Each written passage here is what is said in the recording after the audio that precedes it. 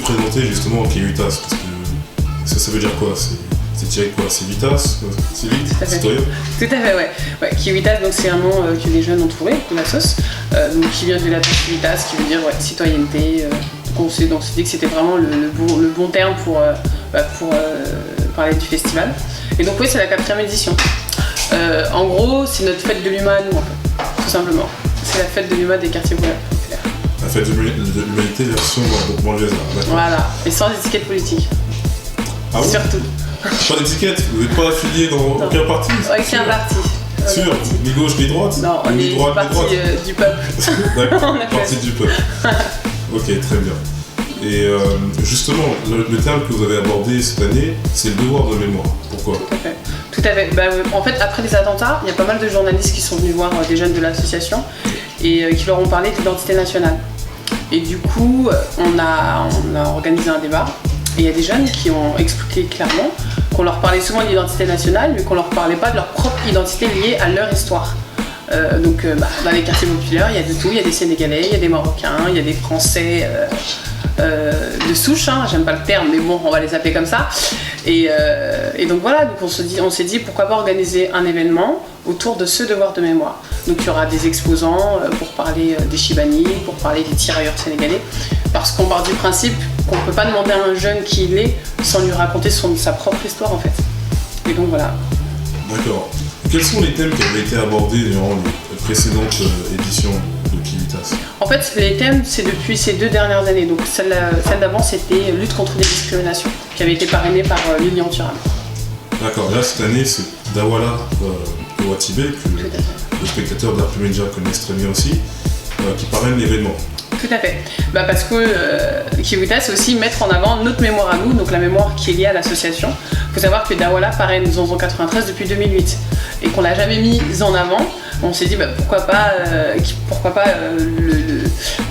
le pousser à être parrain de Civitas. Ça va aussi nous permettre à nous de parler de l'association et au moment où on a rencontré Dawala en 2008. Voilà.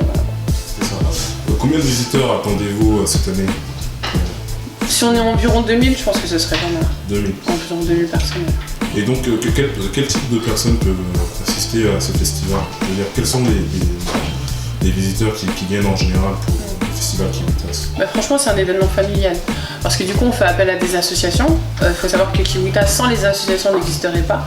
Donc, il y a une 50aine d'associations qui sont représentées par le biais des stands associatifs. Et ce sont des associations intergénérationnelles. Donc, on fait toujours appel à nos mamans, à nos tantes.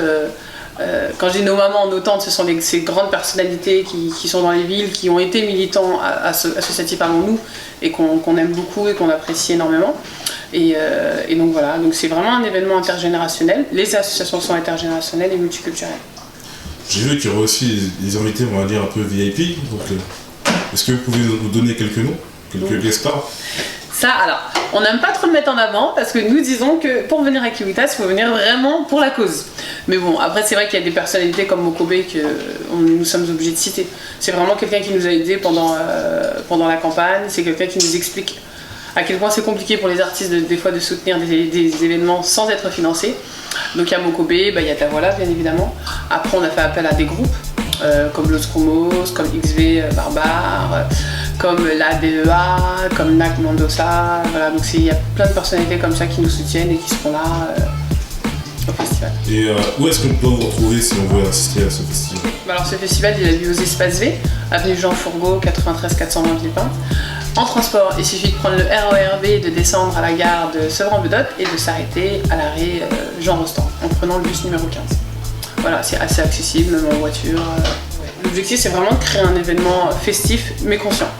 Donc, et surtout, il faut oublier que notre public, vraiment qu'on a envie de toucher, ce sont les jeunes. Les jeunes âgés entre 12 et 16 ans. D'accord.